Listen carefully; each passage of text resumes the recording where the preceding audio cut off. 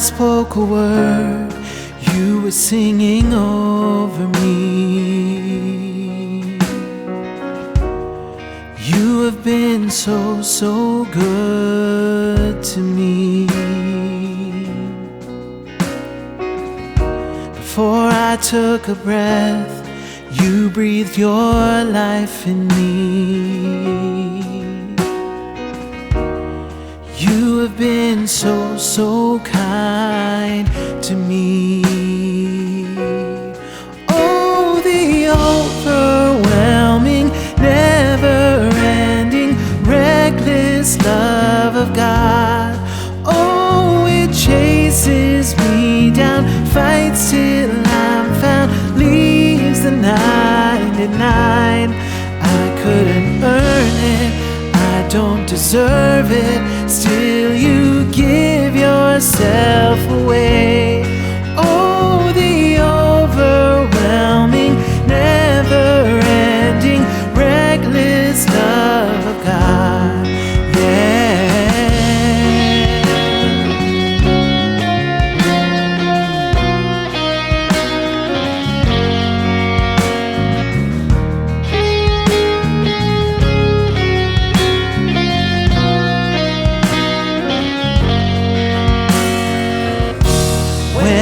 Was your foe, still your love fought for me. You have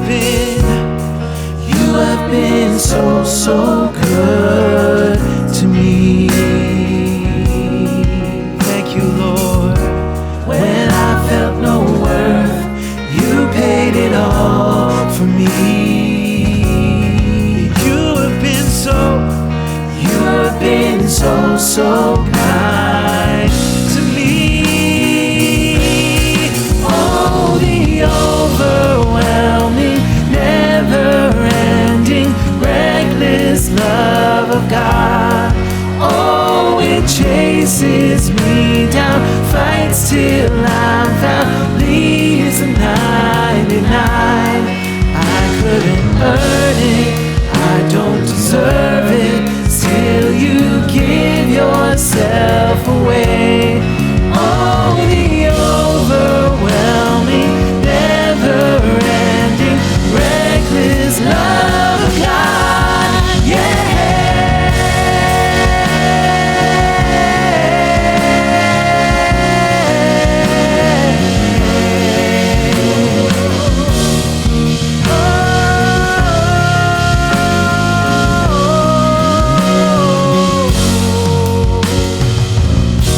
No shadow you won't light up, mountain you won't climb up, you're coming after me. There's no wall you won't kick down, lie you won't tear down, coming after me. There's no shadow you won't light up, mountain you won't climb up, coming after me. There's no wall you won't kick down, lie you won't tear down, coming after me. Yeah, there's no shadow you won't light up, mountain you won't climb up, you're coming after me. Yeah, there's no wall you won't kick down, lie you won't tear down, coming after me. Oh, there's no shadow you won't light up, mountain you won't climb up, you're coming after me. You're coming after me, Lord. There's no wall you won't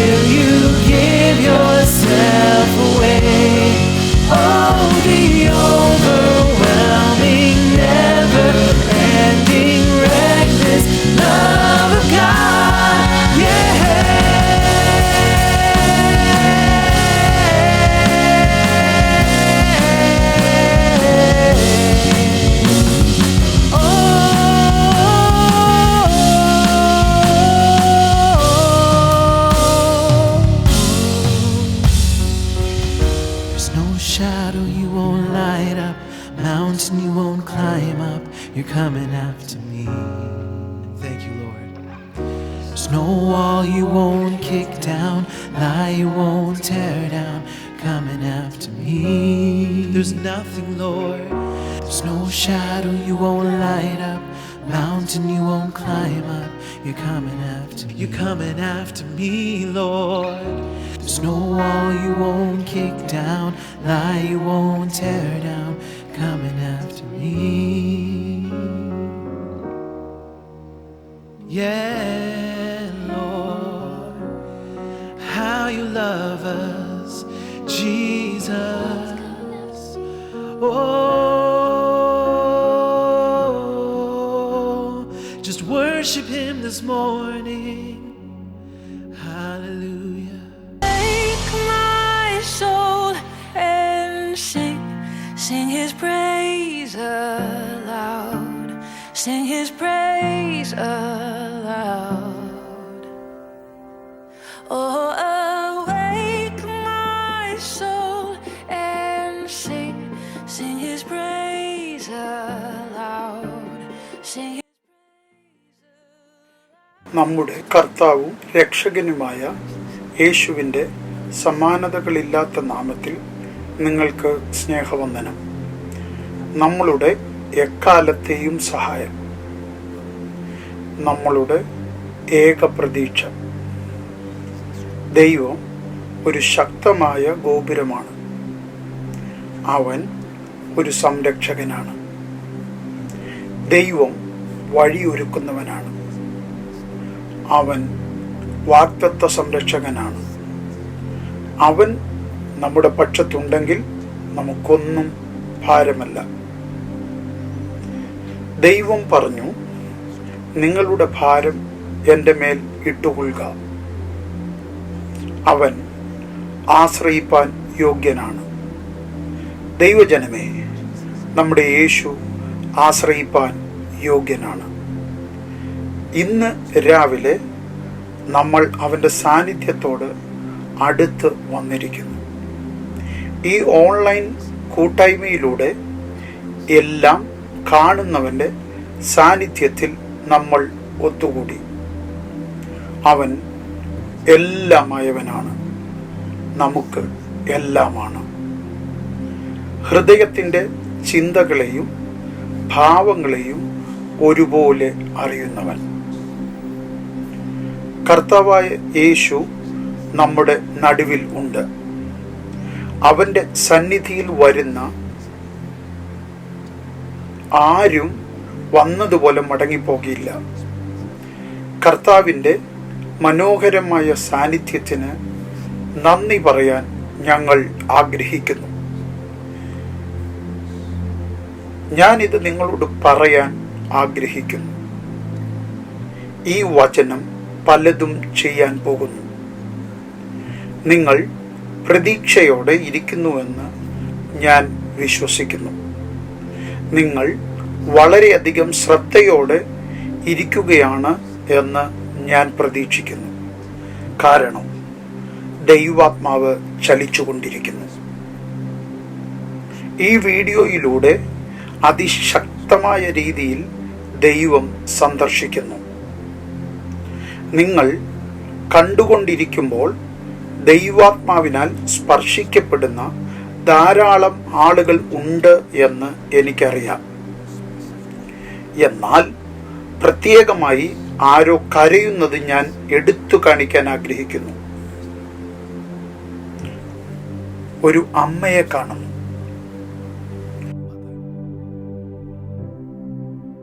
ഞാൻ അവളുടെ മകളെയും കാണുന്നു.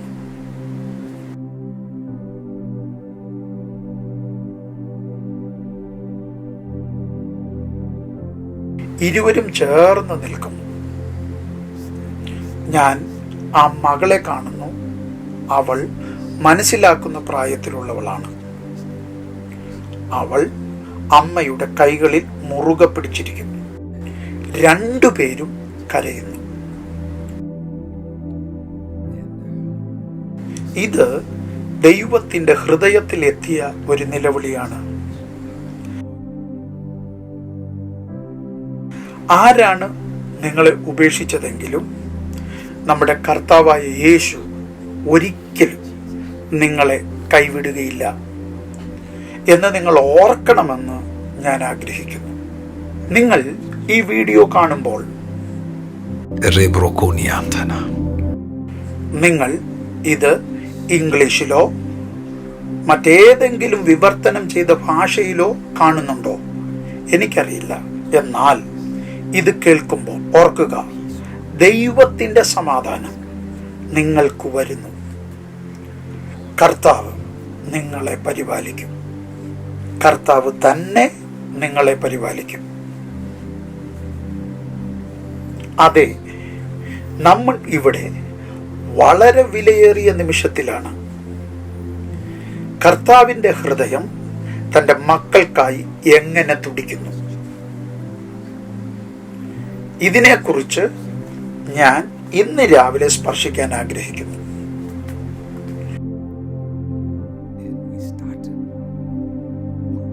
ശബ്ദത്തിലേക്ക് തിരിയുക എന്ന വിഷയത്തിൽ നമ്മൾ ആരംഭിച്ചു. കഴിഞ്ഞ ആഴ്ച നിങ്ങൾക്കൊരു അനുഗ്രഹമായിരുന്നുവെന്ന് ഞാൻ പ്രതീക്ഷിക്കുന്നു. ആ വിഷയത്തിൽ കുറച്ചുകൂടി തുടരാൻ ഞാൻ ആഗ്രഹിക്കുന്നു. ഒപ്പം കുറച്ച് സമയം മനസ്സിലാക്കാൻ നമ്മളെ സഹായിക്കും. ഇന്ന് രാവിലെ ദൈവ ആത്മാവ് നിങ്ങളെ ആഴത്തിലുള്ള വസ്തുതകളിലേക്ക് ആകർഷിക്കും. ഈ ആഴ്ച നിങ്ങളുടെ ആത്മാവിലേക്ക് വരുവാനുള്ളതിൻ്റെ ഒരുക്കമായിരുന്നു കഴിഞ്ഞ ആഴ്ച. ആത്മാവ് പറയുന്നത് കേൾക്കാൻ നിങ്ങളുടെ ആത്മാവ് തയ്യാറാണെന്ന് ഞാൻ പ്രതീക്ഷിക്കുന്നു. ദൈവജനമേ, നിങ്ങളുടെ തയ്യാറെടുപ്പിനനുസരിച്ച് കർത്താവ് നിങ്ങളെ ശുശ്രൂഷിക്കുവാൻ ആഗ്രഹിക്കുന്നു. നമുക്ക് ബൈബിൾ തുറന്ന് വെളിപ്പാട് പുസ്തകം 1-ാം അധ്യായത്തിലേക്ക് പോകാം. അതേ, വാക്യങ്ങളിലേക്ക് മടങ്ങാം.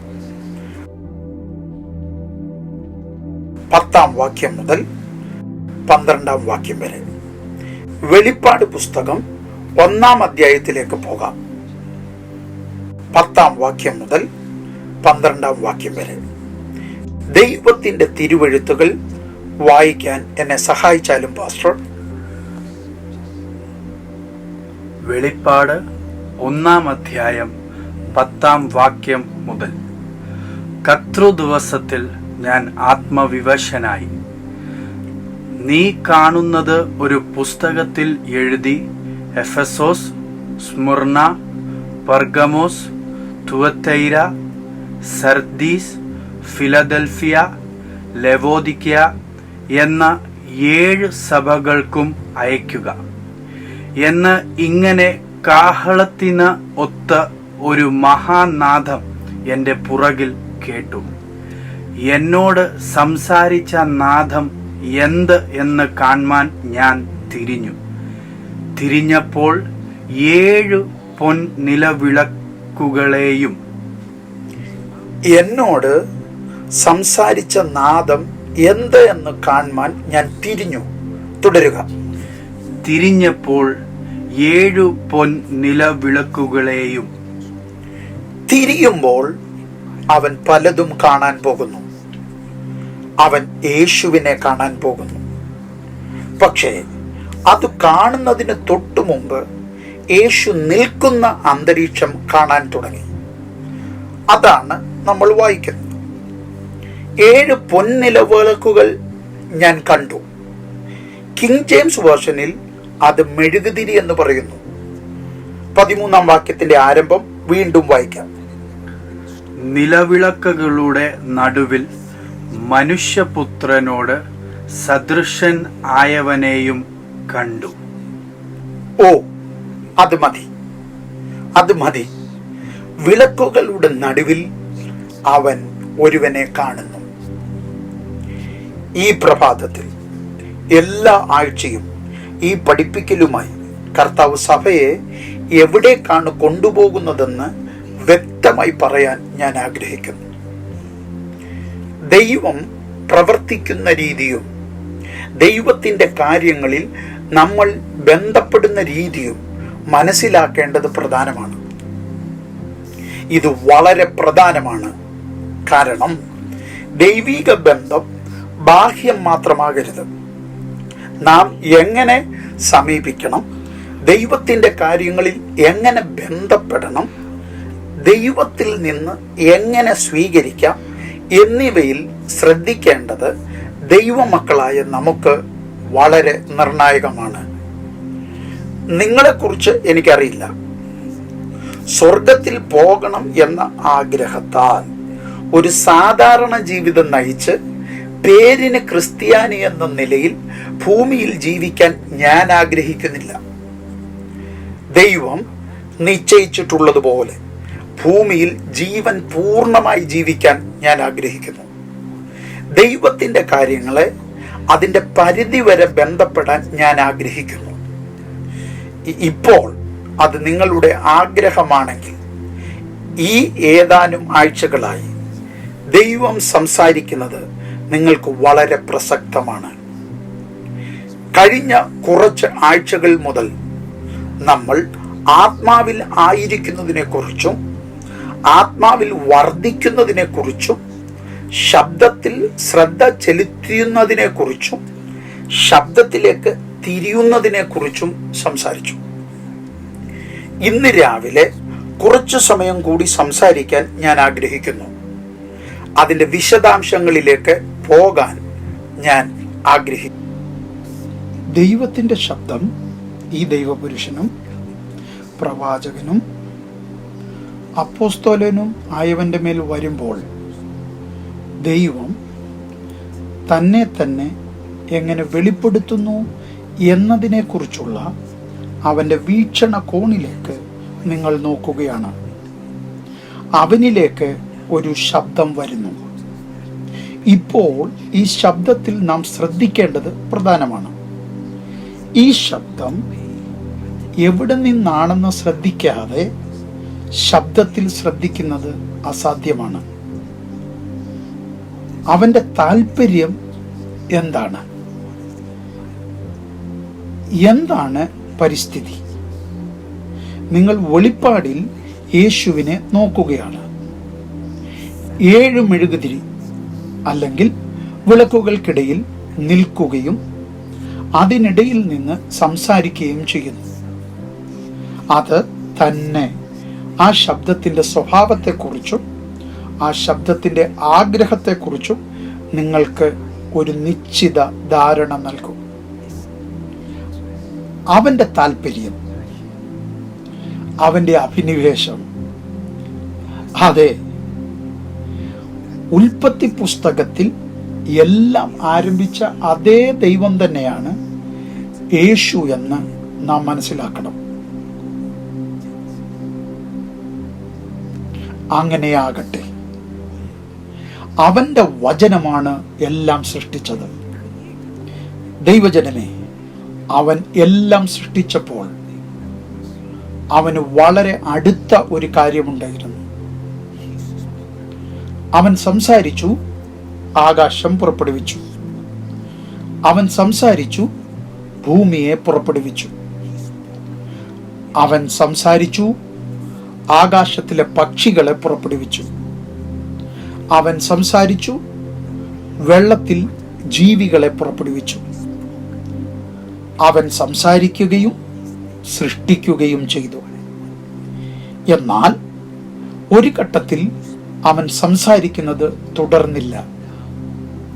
അവൻ ആ ഭൂമിയിലേക്ക് വന്നു. ആ ഭൂമിയിൽ അവൻ തൻ്റെ സ്വരൂപത്തിലും സാദൃശ്യത്തിലും മനുഷ്യനെ സൃഷ്ടിച്ചു. ഞാൻ വിശ്വസിക്കുന്നു അത് അവൻ്റെ പ്രിയപ്പെട്ട സൃഷ്ടിയായിരുന്നു. അവനെ പ്രതിനിധാനം ചെയ്യുന്നതായിരുന്നു. അവൻ്റെ പ്രതിബിംബം ആയിരുന്നു. ബൈബിൾ പറയുന്നു, സൂര്യൻ അസ്തമിക്കുന്ന എല്ലാ വൈകുന്നേരവും അവന് ഇഷ്ടമായിരുന്നു. അവൻ ആ തോട്ടത്തിലേക്ക് ഇറങ്ങുകയും തൻ്റെ സൃഷ്ടിയുടെ ഇടയിൽ നടക്കുകയും താൻ സൃഷ്ടിച്ച മനുഷ്യനുമായി കൂട്ടായ്മ നടത്തുകയും ചെയ്യുമായിരുന്നു. അത് അവൻ്റെ രീതിയായിരുന്നു. അതവൻ്റെ ഹൃദയമായിരുന്നു. പുതിയ നിയമത്തിൽ കർത്താവായ യേശു മനുഷ്യവർഗത്തിനിടയിൽ ഇറങ്ങുന്നത് നിങ്ങൾ കാണുമ്പോൾ നിങ്ങൾ മനസ്സിലാക്കണം, ദൈവത്തിൻ്റെ കുഞ്ഞാടിനെ ഇതിനകം ഭൂമി ഉണ്ടാകുന്നതിന് മുമ്പേ യാഗമാക്കിയിരുന്നു. അതുകൊണ്ട് അവിടുന്ന് തൻ്റെ ജനത്തിൻ്റെ ഇടയിൽ നടക്കാൻ ഇറങ്ങുന്നു. ഓർക്കുക ദൈവജനമേ, പഴയ നിയമത്തിൽ അത് സാധ്യമല്ലായിരുന്നു.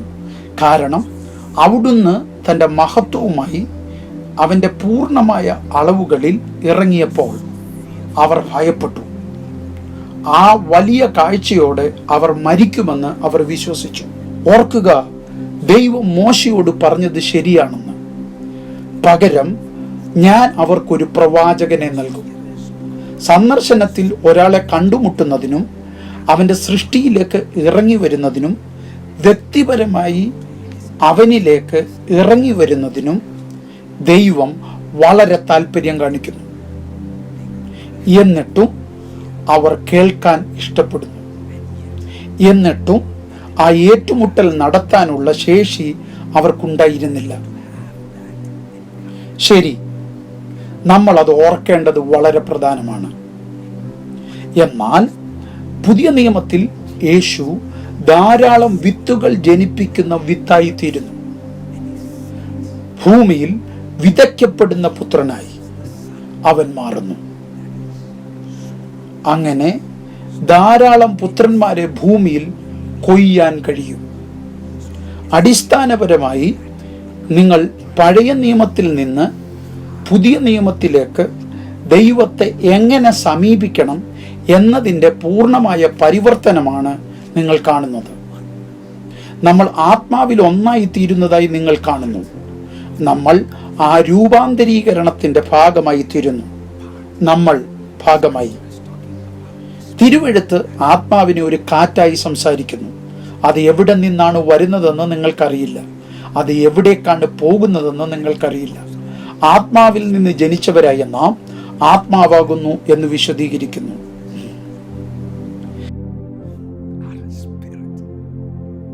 കാറ്റിനെ പോലെ പ്രവർത്തിക്കുന്ന ഒരാളെയാണ് നിങ്ങൾ ഇവിടെ കാണുന്നത്. നിങ്ങൾ ആരോടൊപ്പമാണോ കാണുന്നത് അവരെ നോക്കി അദ്ദേഹം ഇപ്പോൾ ഞങ്ങളെക്കുറിച്ച് സംസാരിക്കുന്നുവെന്ന് പറയുക. അതെ ദൈവജനമേ, നാം ലോകക്കാരെ പോലെ അല്ല എന്ന കാഴ്ചപ്പാട് നമുക്ക് ആവശ്യമുണ്ട്. നാം ഒരു കാറ്റായി പ്രവർത്തിക്കണം. മറ്റൊരു തലത്തിൽ പ്രവർത്തിക്കുന്നു. ആത്മാവിനാൽ വഹിക്കപ്പെടുന്നവരായിരിക്കണം. കാരണം ആത്മാവിന് മാത്രമേ ആത്മാവിൻ്റെ കാര്യങ്ങളിലേക്ക് പ്രവേശനമുള്ളൂ. അവരിൽ പലർക്കും മറ്റൊരു തലത്തിൽ മനസ്സിലാക്കാനും ബന്ധിപ്പിക്കാനും കേൾക്കാനും കഴിയാത്തതിൻ്റെ കാരണം ആത്മാവിനാൽ വഹിക്കപ്പെടുന്ന പരിവർത്തനം ഇനിയും സംഭവിച്ചിട്ടില്ല എന്നതാണ്. ഓ അതെ, അതുകൊണ്ടാണ് പലയിടത്തും ബൈബിൾ ആവർത്തിച്ചു പറയുന്നത്. വെളിപ്പാട് പുസ്തകത്തിൽ എഴുത്തുകാരൻ ഊന്നി പറയുന്നത് കാണാം, ആത്മാവ് പറയുന്നത് ചെവിയുള്ളവൻ കേൾക്കട്ടെ. കേൾക്കുന്നവർ ആത്മാവിൽ കേൾക്കണം. ആത്മാവ് എന്താണ് പറയുന്നതെന്ന് കാണുകയും മനസ്സിലാക്കുകയും ചെയ്യണം. മറ്റു ചിലർക്ക് അവർക്ക് വരുന്ന അതേ വിവരങ്ങൾ താല്പര്യമുണ്ടാക്കില്ല, ജ്വലിപ്പിക്കുകയില്ല. അത് അവരെ എവിടേക്കും നയിക്കുന്നില്ല. എന്നാൽ ഇത് കേൾക്കുന്ന നിങ്ങൾക്കായി ആത്മാവിനാൽ ആത്മാവിൻ്റെ നേതൃത്വത്തിൽ ആത്മാവിൻ്റെ മാർഗനിർദ്ദേശപ്രകാരം അതെ ദൈവമക്കളെ, നിങ്ങൾ തികച്ചും വ്യത്യസ്തമായ രീതിയിൽ ഫലങ്ങൾ വഹിക്കാൻ പോകുന്നു. നിങ്ങൾ ഫലങ്ങൾ കാണാൻ പോകുന്നു. നിങ്ങൾ വിജയം തികച്ചും വ്യത്യസ്തമായ ഒരു തലത്തിൽ കാണാൻ പോകുന്നു. ഞാൻ സംസാരിക്കുമ്പോൾ നിങ്ങളുടെ ആത്മാവിനെ ശക്തിപ്പെടുത്തുന്ന കർത്താവിൻ്റെ ആത്മാവിനെ ഞാൻ കാണുന്നു. ക്രിസ്തുവിൻ്റെ ശരീരത്തെ കർത്താവ് ഉണർത്തുന്നതായിട്ട് ഞാൻ കാണുന്നു. അതുകൊണ്ടാണ് തുടക്കത്തിൽ കേൾക്കുന്ന ആ ഗാനം ഞാൻ ഇഷ്ടപ്പെടുന്നത്. എൻ്റെ മനസ്സെ ഉണർന്നു പാടുക. ആത്മാവിൽ കേൾക്കാൻ നമ്മുടെ ആത്മാവ് പുതിയ ഒരു തലത്തിൽ ഉണർത്തപ്പെടേണ്ടതുണ്ട്.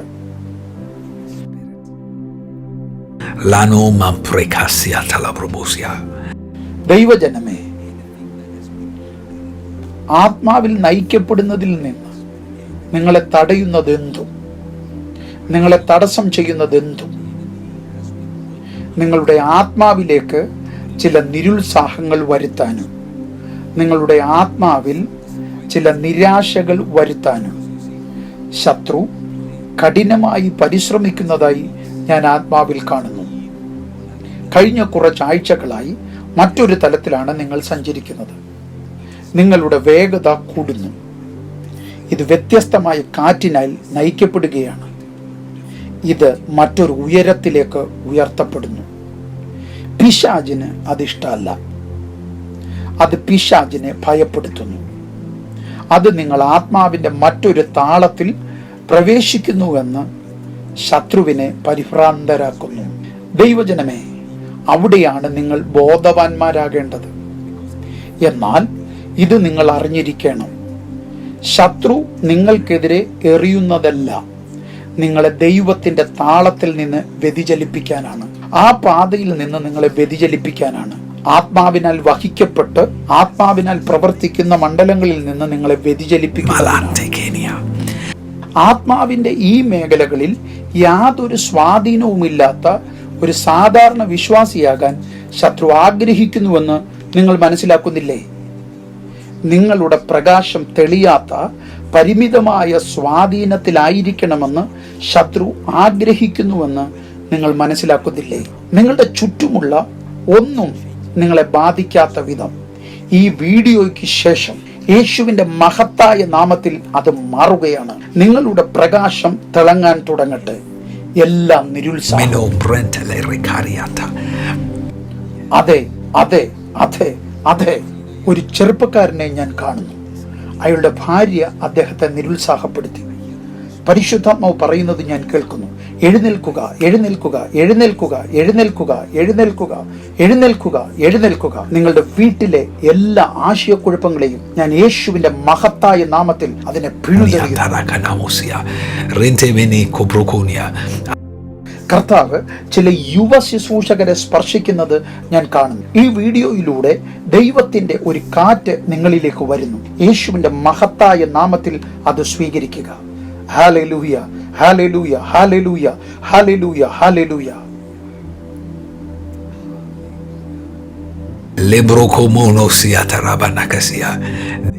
ഒരു മൽപിടുത്തം നടക്കുന്നു. പരിശുദ്ധാത്മാവ് ചില ആളുകളുമായി മല്ലുപിടിക്കുന്നു. നിങ്ങളുമായി മല്ലുപിടിക്കുന്ന പൈശാചിക ആത്മാക്കളുണ്ട്. നിങ്ങളുടെ പാതയിൽ നിന്ന് നിങ്ങളെ അകറ്റാൻ ശ്രമിക്കുന്നു. അതേസമയം കർത്താവ് ഈ വീഡിയോ ഉപയോഗിച്ച് നിങ്ങളുമായി മല്ലുപിടിച്ചു പറയുന്നു, ശത്രു എന്ത് ചെയ്യുവാൻ ശ്രമിക്കുന്നുവോ അതെ, അവൻ നുഴഞ്ഞു കയറാൻ ശ്രമിക്കുകയാണ്.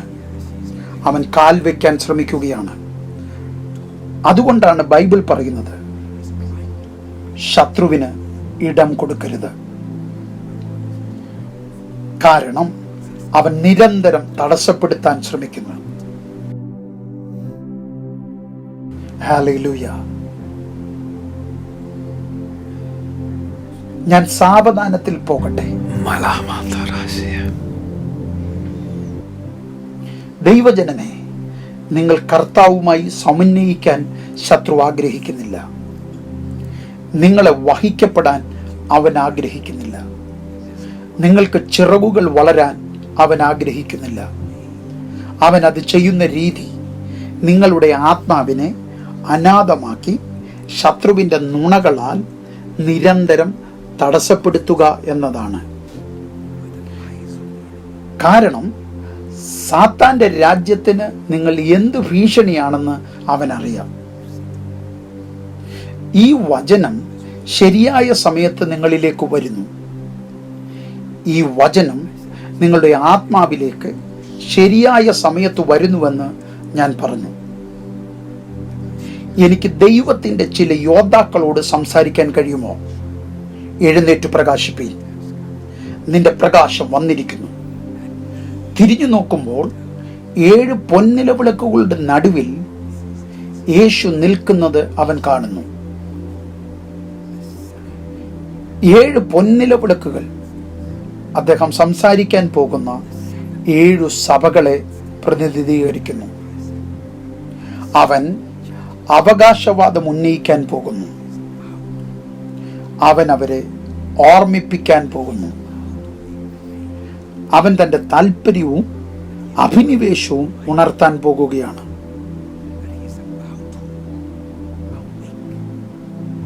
നിങ്ങളെ എവിടെ കണ്ടെത്തുന്നുവോ അവിടെയായിരിക്കണം നിങ്ങളുടെ ഹൃദയം.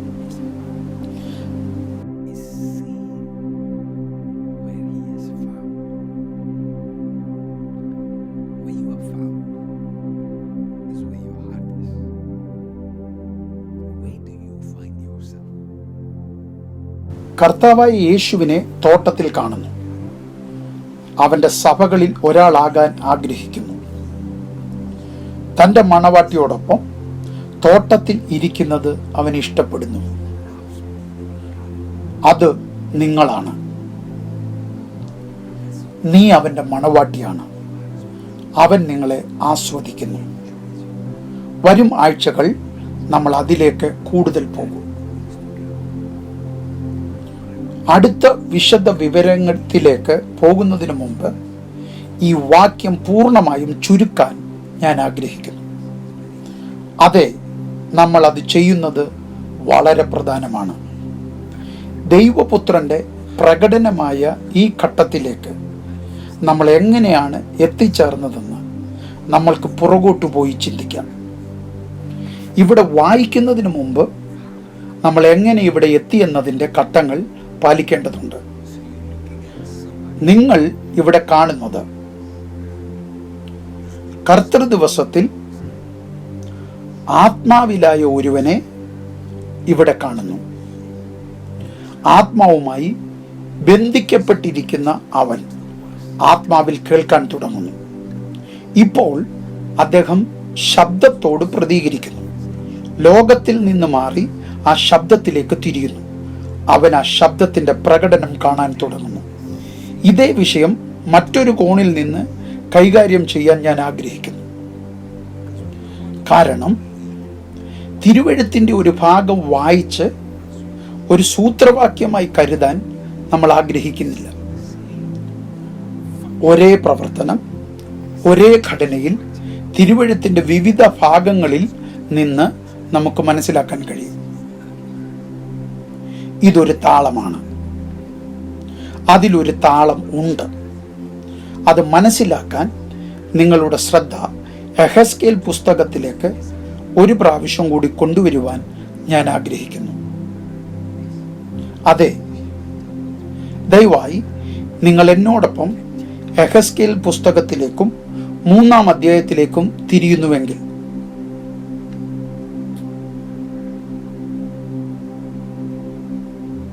ദൈവം എഹെസ്കേലിനോട് സംസാരിക്കുന്നു. ഈ ദൈവപുരുഷനെ കർത്താവ് എങ്ങനെ നയിക്കുന്നു എന്നതിനെക്കുറിച്ച് പടിപടിയായി നിങ്ങളെ കൊണ്ടുപോകുവാൻ ഞാൻ ആഗ്രഹിക്കുന്നു. എഹെസ്കേൽ 3-ാം അധ്യായം. ഈ അധ്യായത്തിൽ ധാരാളം വിഷയങ്ങൾ ഉണ്ട്. അതിനെക്കുറിച്ച് സംസാരിക്കാൻ ഞാൻ ഇന്ന് തുടങ്ങിയാൽ ദിവസങ്ങളോളം നമ്മൾ അതിൽ ഇരുന്നാൽ അത് തീർക്കുവാൻ കഴിയുമോ എന്നൊരു സംശയം എനിക്കുണ്ട്. ധാരാളം വിഷയങ്ങൾ നിറഞ്ഞു നിൽക്കുന്നു.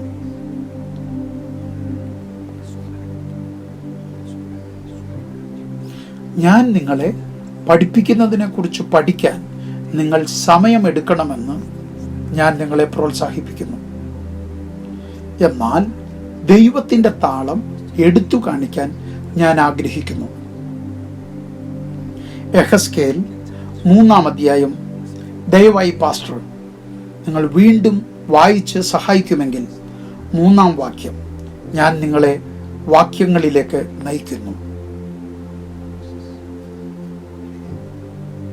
യെഹെസ്കേൽ 3-ാം അധ്യായം 3-ാം വാക്യം മുതൽ.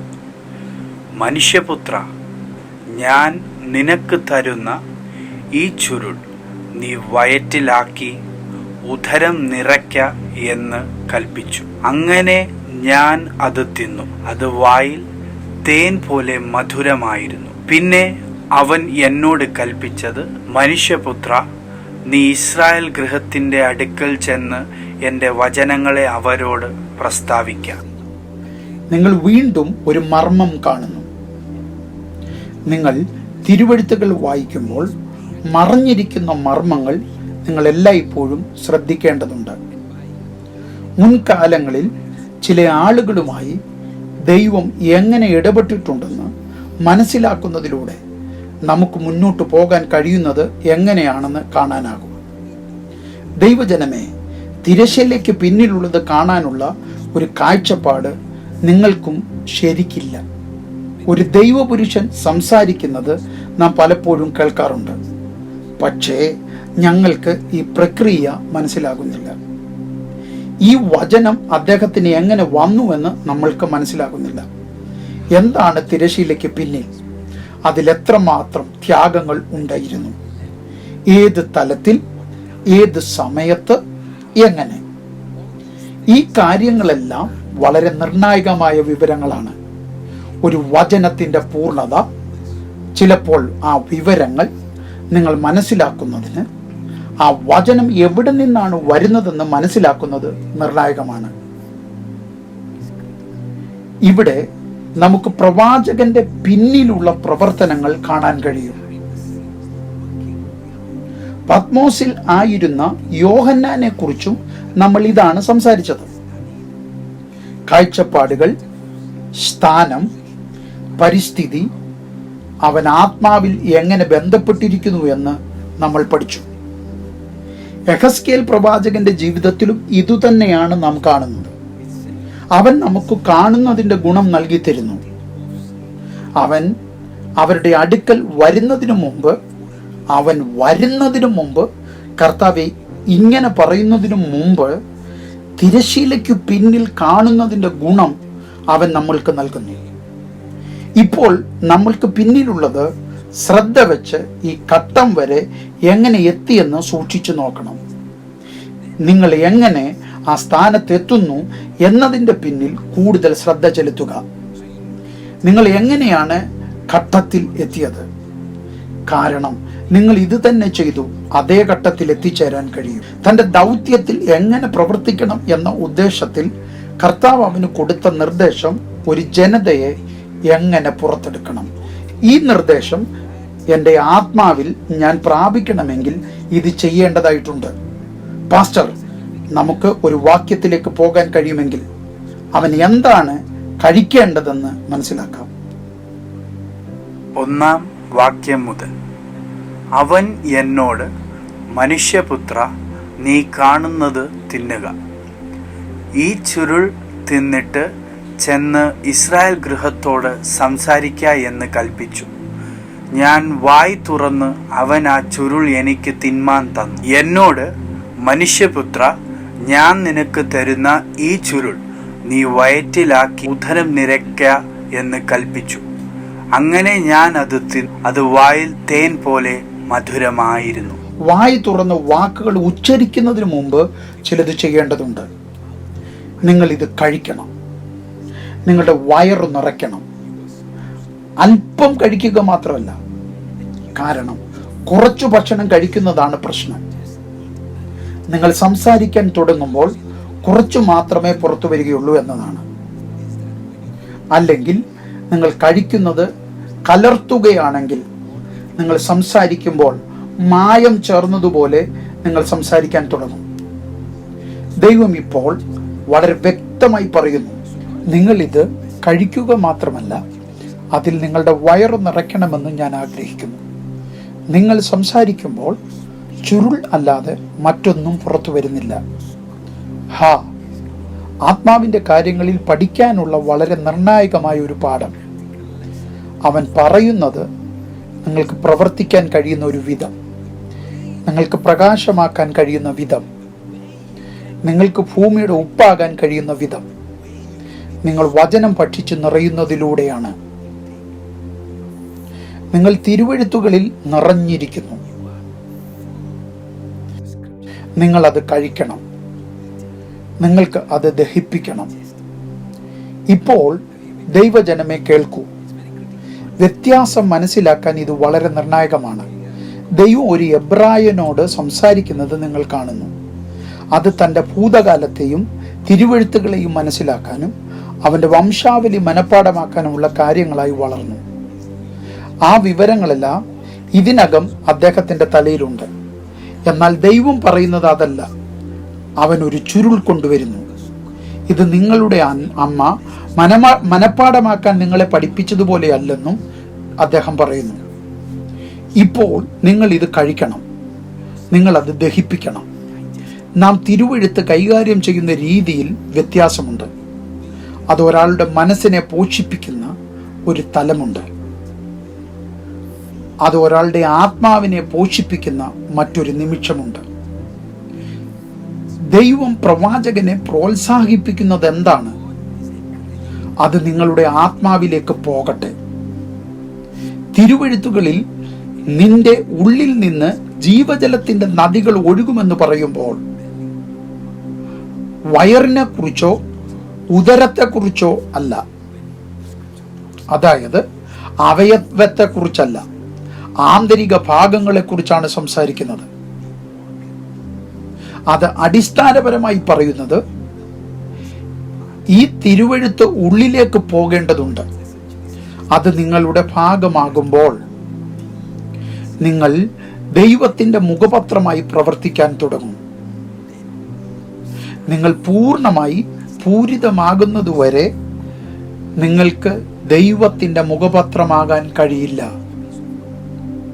നിങ്ങൾക്കൊപ്പം ഒന്നായി തീരേണ്ടതുണ്ട്. ഇതുമായി ഒന്നാകുക എന്നത് പേജ് 1 മുതൽ അവസാന പേജ് വരെ മനഃപ്പാടമാക്കുക എന്നല്ല. അതിനോടൊപ്പം ഒന്നാകുക എന്നത് ആ വേദഗ്രന്ഥത്തിന്റെ രചയിതാവുമായി പ്രണയത്തിലാകുക, ആത്മാവിന്റെ താളത്തിൽ വീഴുക എന്നതാണ്. എഴുതാൻ രചയിതാക്കളെ പ്രചോദിപ്പിച്ച രചയിതാവിനാൽ വഹിക്കപ്പെടുക. ഹാ, എൻ്റെ ദൈവമേ, എൻ്റെ ദൈവമേ, നിങ്ങൾ എന്നോടൊപ്പം ഉണ്ടെന്നും ഞാൻ നിങ്ങളെ നഷ്ടപ്പെടുത്തിയിട്ടില്ലെന്നും ഞാൻ പ്രതീക്ഷിക്കുന്നു. എന്നാൽ ഇതിലൂടെ സഞ്ചരിക്കാൻ എന്നെ അനുവദിക്കുക.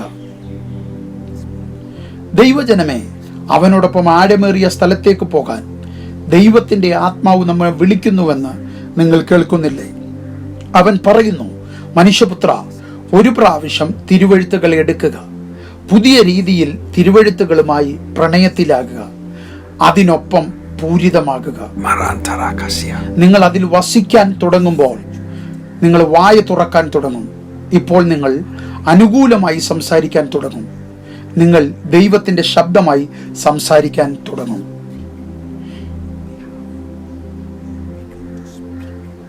ഇപ്പോൾ ഞാൻ നിങ്ങൾക്ക് രസകരമായ ചിലത് കാണിച്ചു തരാം. 12-ാം വാക്യത്തിൽ നിങ്ങൾക്കത് കാണാം. അതേ അധ്യായം 12-ാം വാക്യം. അപ്പോൾ ആത്മാവ് എന്നെ എടുത്തു, യഹോവയുടെ മഹത്വം സ്വസ്ഥലത്ത് നിന്ന് അനുഗ്രഹിക്കപ്പെടുമാറാകട്ടെ എന്ന് ഞാൻ വലിയ മുഴക്കത്തോടെ ഒരു ശബ്ദം എൻ്റെ പിറകിൽ കേട്ടു. ദൈവം സംസാരിക്കുന്ന വ്യത്യസ്ത തലങ്ങളിലേക്ക് നിങ്ങൾ നോക്കുക. ഒരു നിർദ്ദേശം അനുസരിക്കേണ്ടി വരുന്ന യെഹസ്കേലിനെ നിങ്ങൾ നോക്കുക. അപ്പോസ്തലനായ യോഹന്നാനെ നാം കാണുന്ന അതേ രീതിയിൽ, ആ അനുസരണത്തിൽ അവൻ്റെ ആത്മാവും ഇപ്പോൾ പിടിക്കപ്പെട്ടു. അവൻ്റെ ജീവിതശൈലി അനുസരണയുള്ള ഒരു ജീവിതശൈലിയായിരുന്നു. അവൻ്റെ ആത്മാവ് പിടിക്കപ്പെട്ടു. അവൻ ശബ്ദം കേൾക്കാൻ തുടങ്ങുന്നു. നിങ്ങൾ യെഹസ്കേലിലും ഇത് കാണുന്നു. അവൻ ദൈവവചനത്തിന്റെ കർശനമായ ശിക്ഷണത്തിലാണ്. അവൻ അത് ഭക്ഷിക്കുന്നു, അതിൽ വസിക്കുന്നു, അവൻ അതിലൊന്നായി തീരുന്നു. ഇപ്പോൾ അവൻ സംസാരിക്കാൻ തയ്യാറാണ്. ദൈവാത്മാവ് ഇപ്പോൾ അവനെ മറ്റൊരു തലത്തിലേക്ക് കൊണ്ടുപോകുന്നു. ശ്രദ്ധിക്കേണ്ടത്, നിങ്ങൾ മനസ്സിലാക്കേണ്ടത് പ്രധാനമാണ്. നാം എല്ലാവരും ഒരേ അളവിൽ നിന്നോ ശേഷിയിൽ നിന്നോ കേൾക്കുന്നില്ല. ഞാനൊരു ദർശനം കാണുന്നു, അല്ലെങ്കിൽ ഞാനൊരു സ്വപ്നം കാണുന്നു, അല്ലെങ്കിൽ ഒരു പ്രവചനം കേൾക്കുന്നു എന്ന് രണ്ടുപേർ പറയുമ്പോൾ എല്ലാവരും ഒരേ അളവിൽ നിന്ന് സംസാരിക്കുന്നില്ല. ചുരുളുകൾ കഴിക്കാൻ ഇനിയും ചില ആളുകളുണ്ട്. പക്ഷേ അവരും ഒരു ശബ്ദം കേൾക്കുന്നു. ചില ആളുകൾ കേൾക്കുന്നത് അനുസരിക്കുന്നു. ഇപ്പോൾ അവർ അടുത്ത നിർദ്ദേശം കേൾക്കുന്നു. ചില ആളുകൾക്ക് കാറ്റു വന്ന നിമിഷം നഷ്ടമായില്ല. ഇപ്പോൾ അവരെ കാറ്റു വഹിക്കുകയും വഹിക്കപ്പെടുകയും ചെയ്യുന്നു. കഴിഞ്ഞ കുറച്ച് ആഴ്ചകളായി ഞാൻ എല്ലാം ബന്ധിപ്പിക്കുന്നുവെന്ന് നിങ്ങൾ മനസ്സിലാക്കുന്നു എന്ന് ഞാൻ പ്രതീക്ഷിക്കുന്നു. ഇപ്പോൾ അവർ കേൾക്കുന്നുണ്ടെങ്കിലും ഒരേ നിലവാരത്തിൽ കേൾക്കുന്നില്ല, ഒരേ അളവുകളിൽ നിന്ന് അവർ കേൾക്കുന്നില്ല. ഇപ്പോൾ ആത്മാവ് അടുത്ത തലത്തിലേക്ക് ഉയരുന്നു. ഇപ്പോൾ അവർ കാണുന്നതും കേൾക്കുന്നതും വ്യത്യസ്ത തലത്തിൽ നിന്ന് കേൾക്കുന്നു. എൻ്റെ ദൈവമേ, എൻ്റെ ദൈവമേ, അവനെ മറ്റൊരു അനുഭവത്തിലേക്ക് കൊണ്ടുപോകുന്നു. ഇപ്പോൾ ആത്മാവിലേക്ക് ഒരു നിയമനം വരുന്നു. ഈ പ്രക്രിയയ്ക്ക് ശേഷം ഒരു നിയമനം ഉണ്ട്. ഒരു ദൈവ പൈതലിന് കടക്കാൻ പല മണ്ഡലങ്ങളുണ്ടെന്ന് നിങ്ങൾ കാണണമെന്ന് ഞാൻ പ്രതീക്ഷിക്കുന്നു. നിങ്ങൾ ഒരു തലത്തിൽ പ്രവേശിച്ചിട്ട് അവിടെ സുഖമായിട്ടിരിക്കാൻ നിങ്ങൾ വളരെ ശ്രദ്ധിക്കേണ്ടതുണ്ട്. ആത്മാവിൻ്റെ മണ്ഡലങ്ങളിൽ എത്ര അളവുകൾ ഉണ്ടെന്ന് അറിയാതെ നിങ്ങൾ എല്ലാം ആയി എന്ന് കരുതി അഹങ്കാരം നിങ്ങളുടെ ഹൃദയത്തിൽ അനുവദിക്കുന്നു.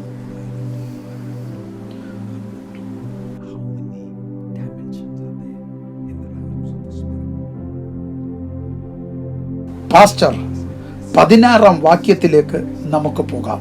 ഞാൻ പറഞ്ഞതുപോലെ ഓരോ വരിയിലും നിർത്തി പോകണമെന്ന് ഞാൻ ആഗ്രഹിക്കുന്നു. എന്നാൽ സമയക്കുറവുണ്ട്.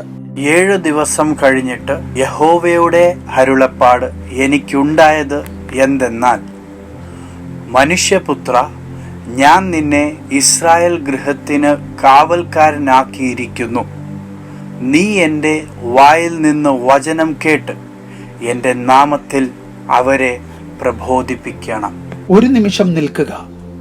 ഇപ്പോൾ നിങ്ങൾ അവനെ ആത്മാവിൻ്റെ വ്യത്യസ്ത സ്ഥലങ്ങളിൽ വഹിക്കപ്പെടുന്നതായി കാണുന്നു. അവനെ ഒരു പുതിയ പരിതസ്ഥിതിയിലേക്ക് കൊണ്ടുപോകുന്നു. അവിടെ അവൻ 7 ദിവസം നീണ്ടു നിൽക്കും. ഇപ്പോൾ ഈ 7 ദിവസത്തിനുള്ളിൽ പുതിയൊരു വചനം അവനിലേക്ക് വന്നില്ല. ഈ 7 ദിവസത്തിനുള്ളിൽ അദ്ദേഹത്തിന് പുതിയ നിർദ്ദേശങ്ങളൊന്നും വന്നിട്ടില്ല. ഞാൻ ആഗ്രഹിക്കുന്നു, ഞാൻ നിങ്ങളെ കേൾക്കാൻ ആഗ്രഹിക്കുന്നു. ഞാൻ നിങ്ങൾക്ക് വളരെ അധികമായി നൽകുന്നില്ലെന്ന് ഞാൻ പ്രതീക്ഷിക്കുന്നു.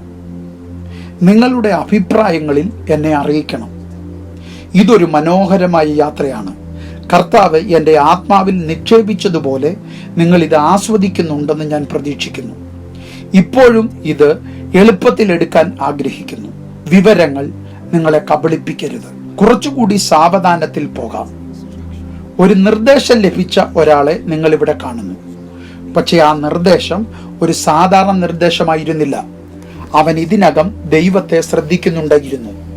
എന്നാൽ ദൈവം പറയുന്നു, നിങ്ങൾ ആ ചുരുളിനോട് ഒന്നാകാതെ എനിക്ക് നിങ്ങളെ അടുത്ത തലത്തിലേക്ക് കൊണ്ടുപോകാൻ കഴിയില്ല. അത് കഴിക്കാൻ അവനോട് കൽപ്പിച്ചിരിക്കുന്നു, അതിൽ നിറയാൻ അവനോട് കൽപ്പിച്ചിരിക്കുന്നു. എന്നിട്ട് നിങ്ങൾ കാണുന്നു, ശബ്ദം അവൻ്റെ അടുത്തെത്തി പറഞ്ഞു, ഇപ്പോൾ നീ തയ്യാറാണ്, ഇപ്പോൾ നീ സംസാരിക്കാൻ പോകുന്നു, നീ എൻ്റെ മുഖപത്രമാകാൻ പോകുന്നു. അവനെ ആത്മാവിൽ വഹിക്കുന്നതായി നിങ്ങൾ കാണുന്നു. അത് ഇതുവരെ പര്യാപ്തമല്ല. 7 ദിവസത്തേക്ക് അയാൾക്ക് മറ്റൊരു പരിതസ്ഥിതിയിലേക്ക് പോകണം. എല്ലാവരുമായും പൂരിതനായി അയാൾ അവിടെ താമസിക്കണം. അവൻ എന്താണ് സംഭവിക്കുന്നതെന്ന യാഥാർത്ഥ്യത്തെ ഉണർത്തുന്നത് നിങ്ങൾക്കറിയാം. ഓ എൻ്റെ ദൈവമേ, ഇതൊരു സ്വപ്നമാണോ? എനിക്ക് എന്താണ് സംഭവിക്കുന്നത്? എന്ന് നിങ്ങൾ എപ്പോഴെങ്കിലും പറഞ്ഞു എന്നെനിക്കറിയില്ല. 7 ദിവസം പെട്ടെന്ന് ശാന്തതയിൽ ദൈവത്തിന്റെ ശബ്ദം സംസാരിക്കാൻ തുടങ്ങുന്നു. നിങ്ങൾ മനസ്സിലാക്കണം, ധാരാളം സമയവും ദൈവത്തിന്റെ ശബ്ദവുമുണ്ട്. അവ വളരെ ബന്ധിക്കപ്പെട്ടിരിക്കുന്നു. ദൈവത്തിന്റെ സമയവും ശബ്ദവും. ആത്മാവിൽ കാര്യങ്ങളെ ബന്ധിപ്പിക്കാൻ നമുക്ക് കഴിയുന്നില്ല എന്നതാണ് ഞാൻ കാണുന്ന പ്രശ്നം. കഴിഞ്ഞ 3-4 ആഴ്ചകളായി നിങ്ങൾ കാണുന്നു, ദൈവാത്മാവ് നിങ്ങളെ ഒരു യാത്രയിലേക്ക് കൊണ്ടുപോകുന്നു. ഞാൻ നിങ്ങളോട് പറയുന്നു, എനിക്ക് ഉറപ്പ് നൽകാൻ കഴിയും, എനിക്ക് ഇതിനകം അവയിൽ ചിലരെ നഷ്ടപ്പെട്ടു. കാരണം ഇതിനകം തന്നെ അവരെ അതിശയിപ്പിക്കുന്നു. ആത്മാവിലേക്കുള്ള വിവരങ്ങൾ ഇതിനകം അവയെ പൂരിതമാക്കുന്നു. അവരിൽ ചിലർ, ഹേയ്, എനിക്കൊരു ലളിതമായ വിശ്വാസിയും നീതിമാനും ആകാമോ? ഞാൻ യേശുവിനെ സ്നേഹിക്കുന്നു, യേശു എന്നെ സ്നേഹിക്കുന്നു, അങ്ങനെ പോകാൻ അനുവദിക്കുന്നു. ഞാൻ നിങ്ങൾക്ക് എൻ്റെ വഴിപാടുകൾ നൽകുകയും കുറച്ച് പാട്ട് പാടുകയും ചെയ്യാം. എന്നാൽ ആത്മാവിന്റെ നിലവിളി നിങ്ങൾ കേൾക്കുന്നുണ്ടോ? അവൻ നിലവിളക്കുകളുടെ നടുവിൽ നിൽക്കുകയും തൻ്റെ മണവാട്ടിക്ക് അവൻ്റെ ഹൃദയം കൂടുതൽ അറിയാനും അവൻ്റെ മനസ്സിനെ കൂടുതൽ മനസ്സിലാക്കാനും ആഗ്രഹിക്കുന്നു. മണവാട്ടി ആ അളവിലേക്ക് വരാൻ അവൻ ആഗ്രഹിക്കുന്നു. ഏത് ഘട്ടം വരെ പോകാനാണ് നിങ്ങൾ ഈ യാത്രയിൽ ആഗ്രഹിക്കുന്നത്? നിങ്ങൾ ഇത് നിസ്സാരമായി എടുത്തിട്ടില്ല എന്ന് ഞാൻ പ്രതീക്ഷിക്കുന്നു. ഈ ആഴ്ച മുഴുവൻ ഈ വചനം ഉപയോഗിച്ച് സ്വയം ശുദ്ധീകരിക്കുക. അത് ചെയ്യുന്നതിലൂടെ നിങ്ങൾ പുതിയ തലങ്ങളിലേക്ക് പോകാൻ തുടങ്ങുന്നു. ഞാൻ നിങ്ങളോട് പറയുന്നു, ഇതൊരു പ്രവചനമാണ്. ആ ഘട്ടത്തിൽ പുതിയ ശബ്ദമില്ലെന്ന് പറഞ്ഞ് അദ്ദേഹം നിരുത്സാഹപ്പെടാതെ 7 ദിവസം തുടരുന്നു. നിരുത്സാഹപ്പെടുത്താതെ, ഹേയ്, എന്താണ് സംഭവിച്ചത്? ഞാൻ എന്തെങ്കിലും തെറ്റ് ചെയ്തോ? എനിക്കത് നഷ്ടപ്പെട്ടോ എന്ന് വിചാരിച്ച് അവൻ നിരാശപ്പെട്ടില്ല. അവൻ എന്താണ് സംഭവിക്കുന്നതെന്ന് ആശ്ചര്യത്തോടെ അവൻ നോക്കിക്കൊണ്ടിരുന്നു. ആത്മാവിനോട് ചേർന്ന് നിൽക്കുന്നു. ഹല്ലേലൂയ. അതെ, ദൈവസാന്നിധ്യം അവിടെയുണ്ട്. അവൻ ആ രീതിയിൽ ആത്മാവിനോട് ചേർന്ന് നിൽക്കുമ്പോൾ സ്വയം വിച്ഛേദിക്കപ്പെടാനും ശ്രദ്ധ തിരിക്കാനും അവൻ അനുവദിക്കുന്നില്ല. പുതിയ വിവരങ്ങൾ അവിടുത്തെ ആത്മാവിൽ എത്തിക്കാൻ ഉത്സാഹമുള്ള ഒരാൾക്ക് ഇപ്പോൾ വചനം വരുന്നു. ദൈവവചനം അവനിൽ വരുന്നു. വാക്യം 17 പാസ്റ്റർ. മനുഷ്യപുത്ര, ഞാൻ നിന്നെ ഇസ്രായേൽ ഗൃഹത്തിന് കാവൽക്കാരനാക്കി ഇരിക്കുന്നു. ഈ സമയം ദൈവത്തിന്റെ ശബ്ദം പറയുന്നു, ശരി മനുഷ്യപുത്ര, ഞാൻ നിന്നെ കാവൽക്കാരനാക്കി. ഈ സമയത്ത്, ഈ ഘട്ടത്തിൽ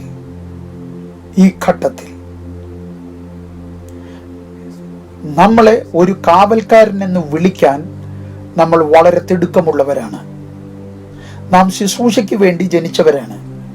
എന്നാൽ ആത്മാവിന്റെ മേഖലകളിലെ ചില പ്രക്രിയകളിലൂടെ കടന്നു പോകുന്നതുവരെ നമ്മൾ ഒരിക്കലും ശുശ്രൂഷയുടെ തലത്തിലേക്ക് പ്രവേശിച്ചിട്ടില്ല. ഇപ്പോൾ ദൈവം പറയുന്നു, ഞാൻ നിങ്ങളെ കാവൽക്കാരനാക്കുന്നു. ഈ അവസരത്തിൽ ഹല്ലേലൂയ, ഈ ഘട്ടത്തിൽ ദൈവം പറയുന്നു, നമ്മൾ അടുത്ത ഘട്ടത്തിലേക്ക് കടക്കുകയാണ്. നമുക്ക് ഇപ്പോൾ വെളിപ്പാട് പുസ്തകത്തിലേക്ക് മടങ്ങാം.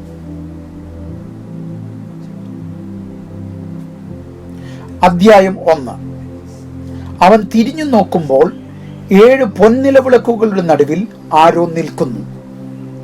ആ ശബ്ദം ക്രിസ്തുവിന്റെ ശരീരത്തിന്റെ കാവൽക്കാരൻ എന്ന നിലയിൽ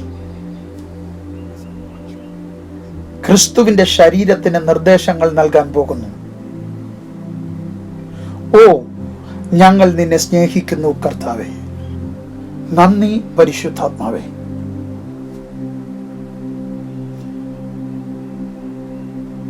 എനിക്കുറപ്പില്ല ഈ അറിവുകൾ പ്രാപിക്കാൻ നിങ്ങൾ തയ്യാറാണോ എന്ന്. എന്നാൽ നിങ്ങൾക്ക് സ്വയം തയ്യാറാകാം.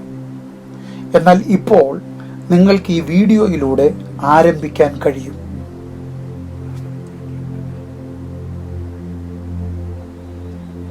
ദൈവാത്മാവ് നമ്മെ ആഴമേറിയ തലത്തിലേക്ക് വിളിക്കുന്നു എന്ന് നിങ്ങൾക്ക് പറയാൻ കഴിയും.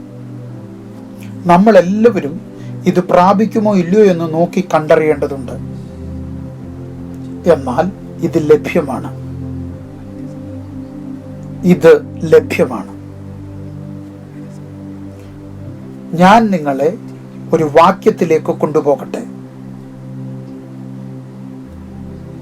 മത്തായിയുടെ സുവിശേഷത്തിലേക്ക് നമ്മുടെ ശ്രദ്ധയെ തിരിക്കാം. ഹേയ്, നിങ്ങൾ ഓൺലൈനിൽ കാണുമ്പോൾ വ്യത്യസ്തമായി നമ്മൾ വ്യക്തിപരമായിരിക്കുമ്പോൾ ഇത് നിർത്തണോ അതോ പങ്കിടണമോ എന്ന് എനിക്ക് തീരുമാനിക്കാം. നമ്മൾ മുഖാമുഖമായിരുന്നെങ്കിൽ നിങ്ങളുടെ മുഖഭാവം ഞാൻ കാണുകയും ഞാൻ തുടരണോ വേണ്ടോ എന്ന് തീരുമാനമെടുക്കുകയും ചെയ്യും. എന്നാൽ നിങ്ങളുടെ വീടിൻ്റെ സുഖസൗകര്യങ്ങളിൽ നിങ്ങൾ ഈ നിമിഷം ആസ്വദിക്കുന്നുണ്ടെന്ന് ഞാൻ പ്രതീക്ഷിക്കുന്നു. ഒരു ഓർമ്മപ്പെടുത്തൽ കൂടി നൽകിയാൽ ഞാൻ ഇത് ഉപസംഹരിക്കും. ദയവായി മത്തായി 13-ാം അധ്യായം, മത്തായി 13. നന്ദി പാസ്റ്റർ സ്റ്റീവ്. വാക്യം 10 മുതൽ. മത്തായി 13-ാം അധ്യായം 10-ാം വാക്യം മുതൽ 13-ാം വാക്യം വരെ. പിന്നെ ശിഷ്യന്മാർ അടുക്കെ വന്നു അവരോട് ഉപമകളായി സംസാരിക്കുന്നത് എന്ത് എന്ന് അവനോട് ചോദിച്ചു. അവൻ അവരോട് ഉത്തരം പറഞ്ഞത്, സ്വർഗരാജ്യത്തിന്റെ മർമ്മങ്ങളെ അറിയുവാൻ നിങ്ങൾക്ക് വരം ലഭിച്ചിരിക്കുന്നു, അവർക്കോ ലഭിച്ചിട്ടില്ല. ഉള്ളവന് കൊടുക്കും, അവന് സമൃദ്ധി ഉണ്ടാകും. ഇല്ലാത്തവനോടോ അവന് ഉള്ളതും കൂടെ എടുത്തു കളയും. നമ്മളുടെ സഭയുമായി ഈ തിരുവെഴുത്തുകളെ വ്യാപകമായി സ്പർശിച്ചിട്ടുണ്ടെന്ന് ഞാൻ വിശ്വസിക്കുന്നു. ഈ വാക്യം നമ്മൾക്ക് ഒരു പുതിയ അധ്യായമായിരുന്നുവെന്ന് എനിക്കറിയാം. ഞാനിത് ചർച്ചിൽ പഠിപ്പിക്കാൻ തുടങ്ങിയപ്പോൾ ഒരു പുതിയ തലത്തിലേക്ക് പോകുന്ന ഒരു പുതിയ അധ്യായത്തിന്റെ തുടക്കമായിരുന്നു ഇത്. അതിനാൽ ഞാൻ കൂടുതൽ സമയമെടുക്കില്ല. ചിലത് ചൂണ്ടിക്കാണിക്കാൻ ഞാൻ ആഗ്രഹിക്കുന്നു. വാക്യം പറയുന്നു, ഉള്ളവന്. പാസ്റ്റർ, നിങ്ങൾക്ക് എനിക്ക് വളരെ ലളിതമായ പരിഭാഷ നൽകാൻ കഴിയുമെങ്കിൽ നമ്മൾ ഇതിനകം തന്നെ ആവശ്യത്തിന് കട്ടിയുള്ളത് ഭക്ഷിച്ചു. നിങ്ങൾക്ക് NLT പരിഭാഷയിൽ നിന്ന് വായിക്കാമോ? പിന്നെ ശിഷ്യന്മാർ അടുക്കെ വന്നു അവരോട് ഉപമകളായി സംസാരിക്കുന്നത് എന്ത് എന്ന് അവനോട് ചോദിച്ചു. അവൻ അവരോട് ഉത്തരം പറഞ്ഞത്, സ്വർഗരാജ്യത്തിന്റെ മർമ്മങ്ങളെ അറിയുവാൻ നിങ്ങൾക്ക് വരം ലഭിച്ചിരിക്കുന്നു, അവർക്കോ ലഭിച്ചിട്ടില്ല. ഉള്ളവന് കൊടുക്കും, അവന് സമൃദ്ധി ഉണ്ടാകും. ഇല്ലാത്തവനോടോ അവന് ഉള്ളതും കൂടെ എടുത്തു കളയും. രാജ്യത്തിന്റെ രഹസ്യങ്ങളിലേക്ക് പ്രവേശിക്കുന്നതിന് ഒരനുമതി ആവശ്യമാണ്. ഹേയ്, ഇത് പറയുന്നവർ മനസ്സിലാക്കണം. ഇത് 66 പുസ്തകങ്ങളിലുണ്ട്. പുതുതായി ഒന്നുമില്ല. 66 പുസ്തകങ്ങളാണ് ആത്മാവിന്റെ കാര്യങ്ങളുടെ അടിസ്ഥാനമെന്ന് ഓർക്കുക. എല്ലാം ആ തിരുവെഴുത്തുകളുമായി ഇഴുകിച്ചേർന്നിരിക്കുന്നു. അതിൽ കൂടുതൽ ഉണ്ടെന്ന് നിങ്ങൾ വിശ്വസിക്കുന്നില്ലെങ്കിൽ അടുത്ത വാക്ക് ഉപയോഗശൂന്യമാണ്. നിങ്ങൾ ആ 12-ാം വാക്യം വിശദീകരിക്കണം. പാസ്റ്റർ, ഉള്ളവന് കൊടുക്കും, അവന് സമൃദ്ധി ഉണ്ടാകും. പഠിപ്പിക്കൽ അത് എവിടെയാണ്? തിരുവെഴുത്തുകളിൽ. നിങ്ങൾ അത് ശ്രദ്ധിക്കുകയാണെങ്കിൽ അവിടെ വ്യക്തമായി എഴുതിയിട്ടില്ലാത്ത കാര്യങ്ങൾ മനസ്സിലാക്കും. എന്നാൽ പഠിപ്പിക്കലാണ് അടിസ്ഥാനം. നമ്മൾ അത് വാദിക്കില്ല. അത് വാദിക്കുന്നത് മണ്ടത്തരമാണ്. എന്നാൽ എല്ലാവർക്കും എളുപ്പമുള്ളതും ലഭിക്കാത്തതുമായ അറിവുകളുണ്ട്. വ്യത്യസ്ത ശേഷിയിൽ കേൾക്കാൻ ആഗ്രഹിക്കുന്ന ആളുകൾക്ക് അത് നൽകുന്നു. അതുകൊണ്ടാണ് നിങ്ങളെ ദൈവവചനത്തിൽ മടിപ്പിക്കാൻ ശത്രു എപ്പോഴും ശ്രമിക്കുന്നത്. തിരുവെഴുത്തുകളുടെ പഠിപ്പിക്കലുകളിൽ ശത്രു നിങ്ങളെ എപ്പോഴും വിരസനാക്കും. നിങ്ങൾ ഒരു സിനിമ മുഴുവനെ ശ്രദ്ധിക്കും. എന്നാൽ നിങ്ങൾ ദൈവവചനം കേൾക്കാൻ ആഗ്രഹിക്കുമ്പോൾ നിങ്ങളുടെ ശ്രദ്ധ 1000 തവണ പതറും. എന്തുകൊണ്ട്? കാരണം നിങ്ങൾ ഏതു തലത്തിൽ നിന്നാണ് ശ്രദ്ധിക്കുന്നത് എന്ന് ശത്രുവിനറിയാം. എന്താണ് സംഭവിക്കാൻ പോകുന്നത്? കൂടുതൽ പരിജ്ഞാനം. പാസ്റ്റർ എന്താണ് പറയുന്നത്? ഉള്ളവന് കൊടുക്കും, അവന് സമൃദ്ധി ഉണ്ടാകും. ഓ, 1 മിനിറ്റ് കാത്തിരിക്കുക. ഈ പരിജ്ഞാനം നൽകപ്പെട്ടതാണ്. ഇതൊരു ദാനമാണ്. ഇതൊരു ദാനമാണ്. അത് എല്ലായിടത്തും ലഭ്യമല്ലാത്ത ഒരു ദാനമാണെന്ന് ഓർക്കുക. നിങ്ങൾക്ക് കേൾക്കാൻ കഴിയുന്ന തലം, ഒരു വെളിപ്പാടിന്റെ വിശദാംശങ്ങളിലേക്ക് നിങ്ങൾ നൽകാൻ കഴിയുന്ന ശ്രദ്ധ എന്നിവയെല്ലാം ഒരു കാര്യത്തിലേക്ക് നയിക്കുന്നു. ഇത് കൂടുതൽ പരിജ്ഞാനത്തിലേക്ക് നയിക്കുന്നു. അതിനെ കൂടുതൽ കൂടുതൽ ബഹുമാനിക്കാൻ നാം പഠിക്കണം. ശരി, തുടരുക.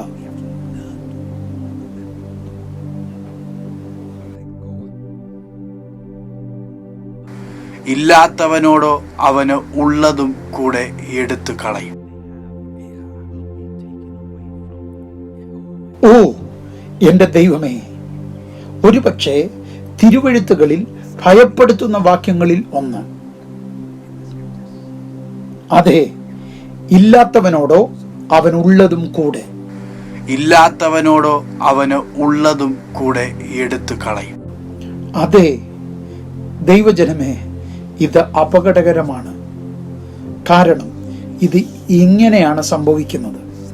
നിങ്ങൾ കൂടുതൽ ശ്രദ്ധിക്കുമ്പോൾ നിങ്ങൾ പ്രാപിക്കുന്നു, കൂടുതൽ നിങ്ങൾക്ക് ലഭിക്കുന്നു, കൂടുതൽ നിങ്ങൾ മനസ്സിലാക്കുകയും സമൃദ്ധി ഉണ്ടാവുകയും ചെയ്യുന്നു. അത് വിശ്വാസിയുടെ പാതയാണെന്ന് നിങ്ങൾ കാണുന്നു. ഇപ്പോൾ നിങ്ങൾ കേൾക്കുന്നത് കുറവാണ്.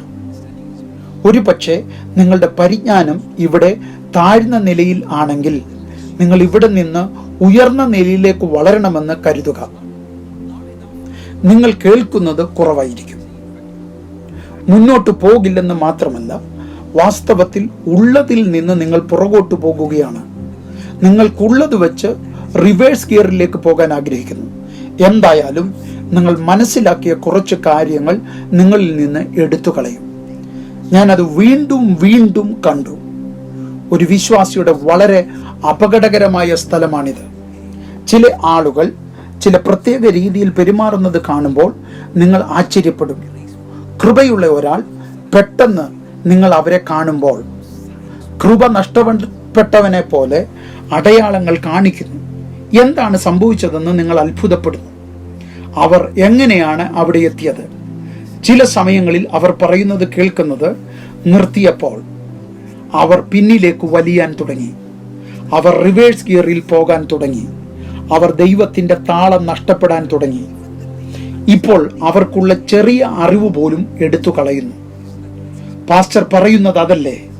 ദയവായി ഒരു തവണ കൂടി. ഉള്ളവന് കൊടുക്കും, അവന് സമൃദ്ധി ഉണ്ടാകും. ഇല്ലാത്തവനോടോ അവന് ഉള്ളതും കൂടെ എടുത്തു കളയും. ദൈവജനമേ, എന്നോട് പറയുക, നിങ്ങൾക്കുള്ള ചെറിയ അറിവ് എടുത്തു കളഞ്ഞാൽ എന്ത് സംഭവിക്കും? എന്ത് സംഭവിക്കും? നിങ്ങൾക്ക് കാണാമോ? നിങ്ങളുടെ ആത്മാവിൽ ഒരു അനിഷ്ടത ഉണ്ടാകുമ്പോൾ ആദ്യം ശത്രു ചെയ്യാൻ ആഗ്രഹിക്കുന്നത് നിങ്ങൾ ശ്രദ്ധിക്കുന്നത് നിർത്തുക എന്നതാണ്. ആദ്യത്തെ കാര്യം. കഴിഞ്ഞ ദിവസം ട്വിറ്ററിൽ ഞാൻ കുറച്ച് കാര്യങ്ങൾ പങ്കുവച്ചു. നിങ്ങൾക്ക് എന്ത് അനിഷ്ടവും നിരാശയും ആണെങ്കിലും ദൈവം നിങ്ങൾക്ക് അയക്കുന്ന ശബ്ദം കേൾക്കുന്നത് നിങ്ങൾ ഒരിക്കലും അവസാനിപ്പിക്കരുത്. കാരണം എന്തുകൊണ്ട്? ഇതൊരു കെണിയാണ്. നിങ്ങളുടെ നിരാശ, നിരുത്സാഹങ്ങൾ ആദ്യം നിങ്ങൾ ചെയ്യാൻ ആഗ്രഹിക്കുന്നത് നിങ്ങൾക്ക് മുമ്പ് കേൾക്കാൻ ആഗ്രഹിക്കുന്ന തലത്തിൽ നിങ്ങൾ ശ്രദ്ധിക്കുന്നില്ല. ശ്രദ്ധ തിരിക്കാൻ നിങ്ങൾ ആഗ്രഹിക്കുന്നു. ഇപ്പോൾ നിങ്ങൾ ഒരേ നിലയിൽ കേൾക്കുന്നില്ല. ശരി, അത് ജഡത്തിന് സന്തോഷം നൽകുന്നു. അത് അഹംഭാവത്തെ സന്തോഷിപ്പിക്കുന്നു. എന്നാൽ ആത്മാവിൽ എന്താണ് സംഭവിക്കുന്നതെന്ന് നിങ്ങൾ ചിന്തിച്ചിട്ടുണ്ടോ? അതുവരെ നിങ്ങളുടെ എല്ലാ വളർച്ചയും ഇപ്പോൾ നിങ്ങൾക്ക് മുമ്പ് ലഭിച്ചതുപോലും നഷ്ടപ്പെടാൻ തുടങ്ങി. അതെ അതെ ദൈവജനമേ, നിങ്ങൾക്കിത് സംഭവിക്കാൻ അനുവദിക്കരുത്. നിരസിക്കുക, അത് അനുവദിക്കാൻ വിസമ്മതിക്കുക. നിലവിലുള്ള അറിവ് എടുത്തു കളയപ്പെട്ട ഒരാൾക്ക് എന്ത് സംഭവിക്കുമെന്ന് എന്നോട് പറയുക.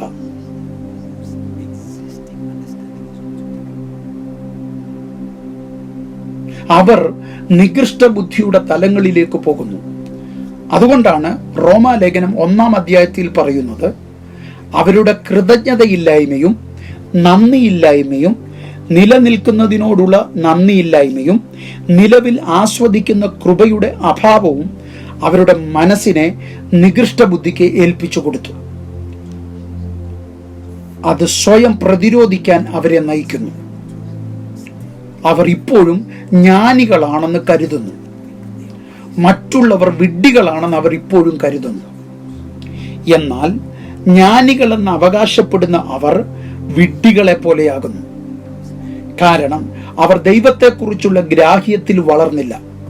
അവർ മഹത്വത്തിൽ നിന്ന് മഹത്വത്തിലേക്ക് പോയില്ല. ദൈവജനമേ, സഭ ഇപ്പോൾ ഒരു വഴിത്തിരിവിലാണെന്ന് ഞാൻ വിശ്വസിക്കുന്നു. അതെ, നമ്മൾ ഒരു നിർണായക മണിക്കൂറിലാണ്. അർദ്ധരാത്രി മണിക്കൂർ. രാഷ്ട്രങ്ങൾ തകരുന്ന, നഗരങ്ങൾ കത്തുന്ന സമയമാണിത്.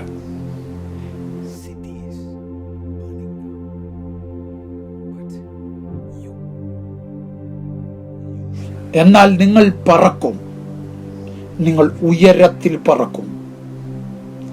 ആത്മാവിന്റെ കാറ്റിനാൽ നിങ്ങളെ വഹിക്കും. നിങ്ങൾ വെളിച്ചമായിരിക്കും. നിങ്ങൾ ഉപ്പായിരിക്കും. നിങ്ങൾ മഹത്വത്തിൽ നിന്ന് മഹത്വത്തിലേക്ക് വളരും. ദൈവജനമേ, ഇതൊരു നല്ല ദിവസമാണ്. നിങ്ങളുടെ അറിവ് ഒരു പുതിയ തലത്തിലേക്ക് പോകുന്നു. ദൈവം വർധനവ് വരുത്തുന്നു. നിരുത്സാഹപ്പെടുത്താൻ വിസമ്മതിക്കുക. നിരാശപ്പെടാൻ വിസമ്മതിക്കുക. നിങ്ങളുടെ സന്തോഷം മോഷ്ടിക്കാൻ ശത്രുവിനെ അനുവദിക്കാൻ വിസമ്മതിക്കുക. ബന്ധം നിലനിർത്തുക. സമന്വയത്തിൽ തുടരുക. താളത്തിൽ തുടരുക. നിങ്ങൾ പോകുന്നു. നിങ്ങൾ പോകുന്ന ഇടത്തെ ശത്രുവിന് ഇഷ്ടമല്ല. പക്ഷേ നിങ്ങൾ കർത്താവിൽ ആഴമേറിയ സ്ഥലത്തേക്കാണ് പോകുന്നതെന്ന് ഞാൻ വിശ്വസിക്കുന്നു. ശ്രദ്ധിക്കുന്നവന് ധാരാളം നൽകപ്പെടും. അത് കർത്താവിൽ നിന്നുള്ള ഒരു പ്രസ്താവനയാണ്. അപ്പോസ്തല പ്രവർത്തികൾ 28 ശേഷം ഇത് നിർത്തുമെന്ന് അവിടെ പറഞ്ഞിട്ടില്ല. ഇത് ആ യുഗത്തിന് മാത്രമാണെന്ന് അവിടെ പറഞ്ഞിട്ടില്ല. ഇത് ഇന്നുവരെ എല്ലാവർക്കും ഉള്ളതാണ്. അതിനർത്ഥം നിങ്ങൾ കൂടുതൽ പ്രാപിക്കേണ്ട സമയമാണിത്.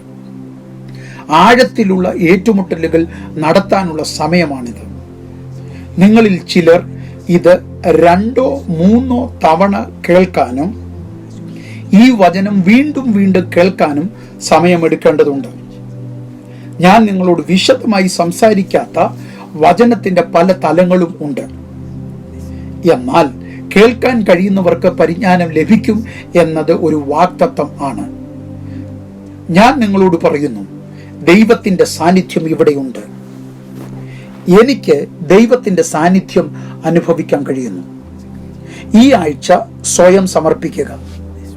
ഈ ആഴ്ച ഞാൻ സ്വയം സമർപ്പിക്കുക എന്ന് ഞാൻ പറയുന്നു. ശ്രദ്ധ കേന്ദ്രീകരിക്കുക. പലതും ശ്രദ്ധിക്കരുത്. പല കാര്യങ്ങളിൽ നിമിത്തം വ്യതിചലിക്കരുത്. ശ്രദ്ധ കേന്ദ്രീകരിക്കുക. അടുത്ത ശനിയാഴ്ച ആകുമ്പോഴേക്കും ഒരു സാക്ഷ്യം നിങ്ങൾ കാണും. നിങ്ങൾക്ക് മനസ്സിലാക്കാൻ കഴിയാത്ത വിധം നിങ്ങൾക്ക് ചുറ്റും പല കാര്യങ്ങൾ സംഭവിച്ചു കൊണ്ടിരിക്കുന്നു. നിങ്ങൾ ആശ്ചര്യപ്പെട്ട് എന്താണ് സംഭവിക്കുന്നതെന്ന് പറഞ്ഞ് അവിടെ ഇരിക്കും. എനിക്ക് എന്താണ് സംഭവിക്കുന്നത്? ഞാൻ അതിനെ ലളിതമാക്കി തരാം.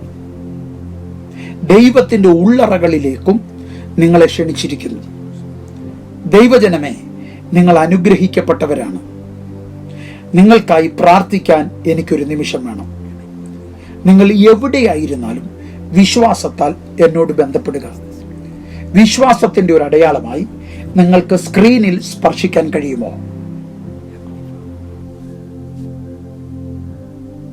സ്വർഗീയ പിതാവേ, ഒഴുകുന്ന അത്ഭുതകരമായ അഭിഷേകത്തിന് നന്ദി. ഞാൻ നിങ്ങളോട് കൃപയെ പ്രഖ്യാപിക്കുന്നു. ഞാൻ വളരെ സൂക്ഷ്മതയോടെ പ്രാർത്ഥിക്കുന്നു. നിങ്ങൾ തിരുവചനത്തിൽ നിന്ന് ആഗ്രഹിക്കുന്നത് നിങ്ങൾക്ക് ലഭിക്കട്ടെ. നിങ്ങൾ ആഗ്രഹിക്കുന്ന തലത്തിനനുസരിച്ച്, നിങ്ങൾ കേൾക്കുന്ന തലത്തിനനുസരിച്ച് ഈ ആഴ്ചയിൽ നിങ്ങൾക്കത് ലഭിക്കട്ടെ. അതെ, അയച്ച ദൂതന്മാരെ ഞാൻ ഇതിനകം കാണുന്നു. പരിശുദ്ധാത്മാവിന് നന്ദി, കർത്താവായ യേശുവിന് നന്ദി. കർത്താവായ യേശു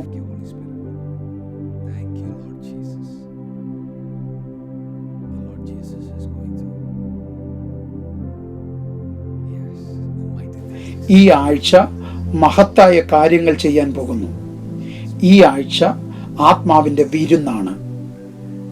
വീട്ടിൽ നിങ്ങളുടെ ശബ്ദമുയർത്തുക. ദൈവത്തിന്റെ സാന്നിധ്യം നിങ്ങളുടെ വീടിനെ നിറയ്ക്കട്ടെ. ദൈവ സാന്നിധ്യത്തിൽ ഈ വചനം സ്വയം പൂരിതമാക്കാൻ ഉപയോഗിക്കുക. അത് നിങ്ങളിൽ ദഹിക്കട്ടെ, അതിൽ നിറയുക, അത് കവിഞ്ഞൊഴുകട്ടെ. വിനയം ആ ഫലത്തിന്റെ ഭാഗമാകട്ടെ. അത് വളരെ നിർണായകമാണ്.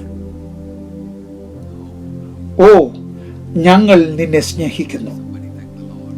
നിങ്ങൾക്ക് കർത്താവിന് നന്ദി, കർത്താവിന് നന്ദി, കർത്താവിന് നന്ദി എന്ന് പറയാൻ കഴിയുമോ?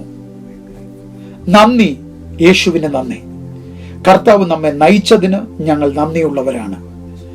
ദൈവജനമേ, നാം ദൈവത്തിന്റെ കരുത്തുറ്റ കയ്യിൽ കഴിയുമ്പോൾ ഇതൊരു മനുഷ്യന്റെ പ്രവൃത്തിയല്ല. ദൈവം വളരെ വിശ്വസ്തൻ.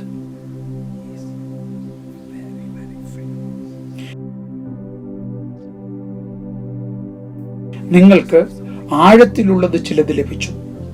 നിങ്ങൾക്ക് കാര്യങ്ങൾ പരിഹരിക്കാൻ ചിലത് ലഭിച്ചു. പരിഹാരങ്ങൾ നിങ്ങളുടെ ആത്മാവിന്റെ ഭാഗമാണ്.